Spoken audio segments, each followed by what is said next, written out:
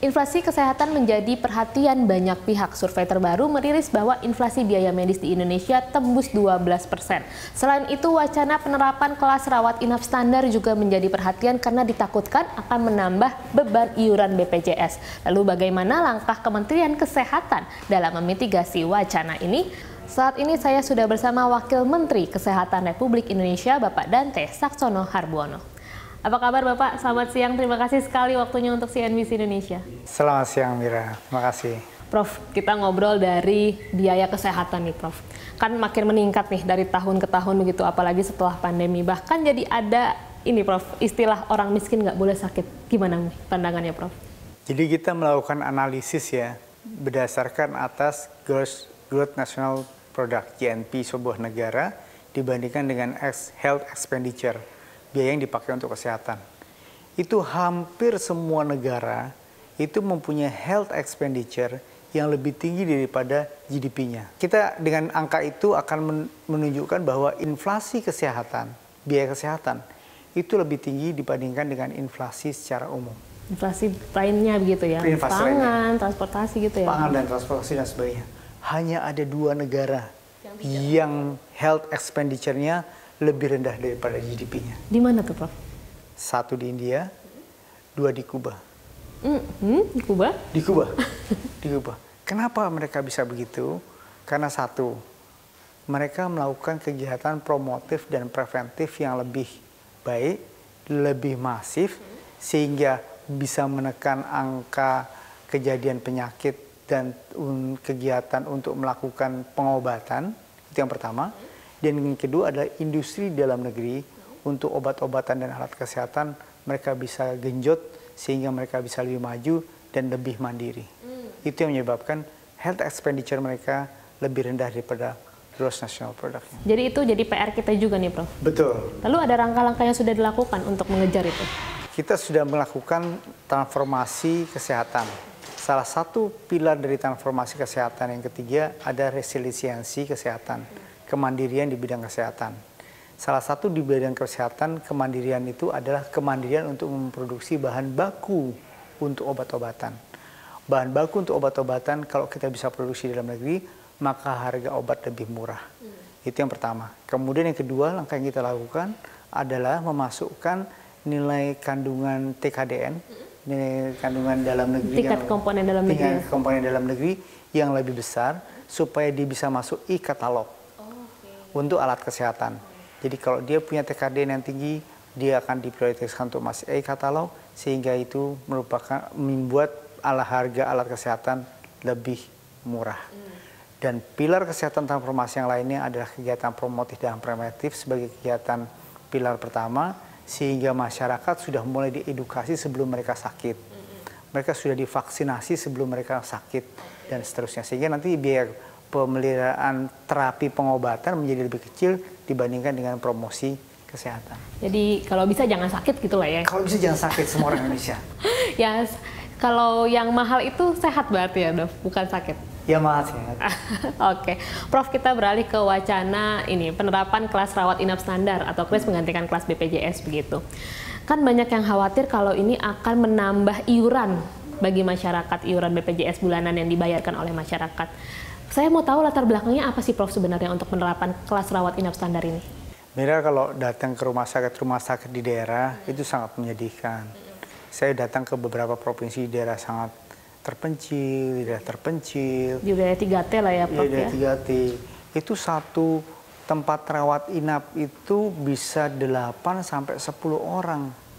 8 sampai 10 orang? Dalam satu bangsal rumah sakit. Oke.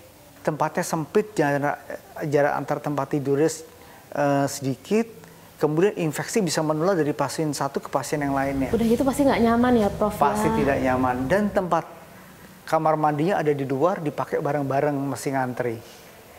Dengan KRIS, kita akan buat satu ruang rawat inap maksimal 4 tempat tidur. Dengan jarak tertentu yang didesain sedemikian rupa, sehingga tidak menyebabkan infeksi nosokomial atau infeksi yang terjadi di rumah sakit.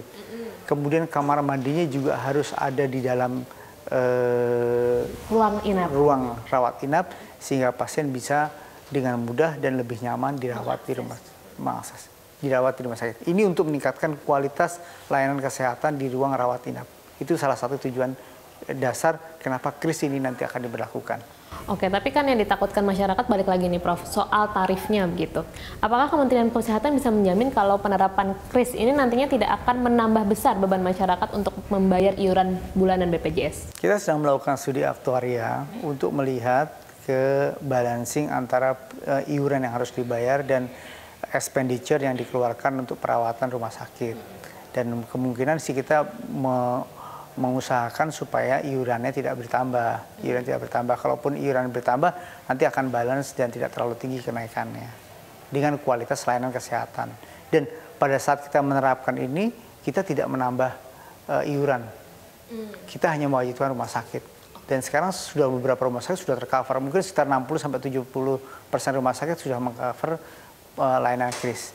Karena KRIS ini akan dilakukan di 2025. 2025. Nah, terkait obat-obatan Prof, yang saat ini kan banyak juga obat-obatan penyakit-penyakit yang sangat vital begitu kayak jantung, diabetes, cuci darah, saat ini kan masih ditanggung gitu BPJS. Apakah nanti sistem KRIS ini juga tetap akan menjamin bahwa obat-obatan ini masih ditanggung oleh BPJS? Oh iya, obat-obatan nggak berpengaruh karena obat-obatan itu yang menetapkan adalah formularium nasional, dan formularium nasional ini tetap akan dijalankan sesuai dengan kebutuhan.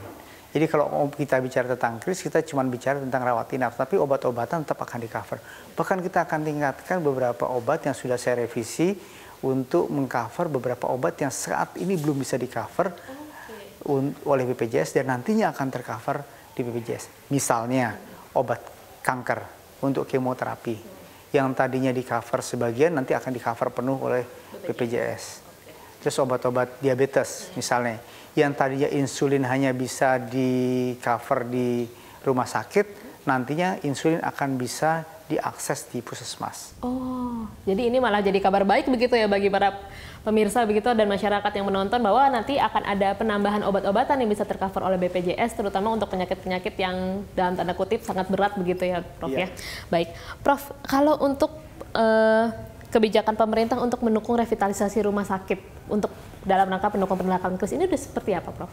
Jadi kita sudah mendukung pemerintah untuk menggunakan dana alokasi khusus dalam melakukan upaya peningkatan kualitas ruangan rawat inap yang tadinya 8-10 itu menjadi KRIS. Itu kita masukkan ke dana DAK fisik rumah sakit. Itu di rumah sakit yang ada di daerah-daerah. Semua baik rumah sakit negeri maupun rumah sakit swasta yang nantinya bekerja sama dengan BPJS harus melakukan perawatan dengan metode KRIS ini. Itu yang kita lakukan. Dan kita melakukan supervisi dan waktu akreditasi nanti dan sistem kredensial yang akan dilakukan oleh BPJS nantinya akan dilihat apakah dia mempunyai ruang rawat KRIS kalau dia ingin di-cover oleh BPJS untuk perawatannya. Oh, jadi nanti akan ada asesmen juga gitu ya Prof ya, dan penilaian dari tim Kementerian Kesehatan bersama dengan BPJS untuk melihat apakah rumah sakit sudah sesuai gitu kualitasnya begitu ya Prof? Betul.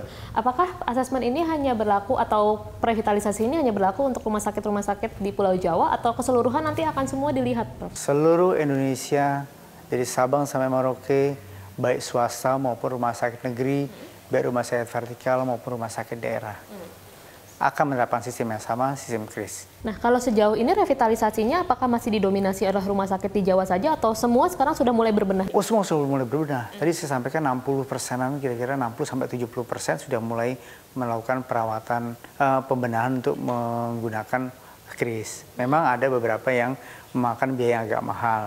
Misalnya dari 12 kriteria yang ada di KRIS itu, yang mahal itu memindahkan kamar mandi di dalam, kemudian karena mesti merubah sistem infrastrukturnya, kemudian yang kedua adalah menggunakan akses oksigen yang tersentralisasi. Itu juga makan biaya yang agak tinggi. Nanti mungkin kita akan melakukan adaptasi penyesuaian secara bertahap. Kalau yang belum bisa sampai 12 ya kira-kira 9 atau 10 saja sudah cukup pada minimal requirement sesuai dengan analisis yang akan kita lihat untuk masing-masing tempat atau tempat masing-masing daerah. Berarti tantangannya beneran tetap di daerah ya dok, terutama di 3T dan wilayah-wilayah tertinggal, terluar, terdepan ini ya dok? Betul, kita ingin meningkatkan kualitas pelayanan rawat inap di rumah sakit daerah tiga tersebut. 3T ya, baik. Nah, kelayanan KRIS kan ditargetkan Juni 2025 ya Prof. Berarti ini kan udah 1 tahun lagi begitu. Tapi tunjuk teknisnya belum ada nih Prof. Nah kira-kira targetnya kapan sih Prof tunjuk teknis ini bisa keluar dan bisa kita lihat bersama-sama gitu? Oh sudah ada petunjuk teknisnya. Sudah ada dan sudah diimplementasikan oleh rumah sakit. Yang tadi saya sampaikan sudah 60-70% rumah sakit itu sudah mulai berbenah. Udah ada KRIS-nya. Nanti tinggal yang 30-40% kita lihat dalam waktu 1 tahun ini mudah-mudahan mereka bisa menerapkan sistem KRIS. Kita terus evaluasi rumah sakit mana yang mengalami kesulitan. Kita juga melakukan pembinaan dan supervisi di rumah sakit yang akan menggunakan KRIS ini dalam layanannya dan sebagainya. Berarti petunjuk teknisnya sudah ada, berarti sekarang cuma tinggal mensupervisi 30-40% rumah sakit akumulasinya di seluruh Indonesia yang masih berbenah begitu ya Prof ya?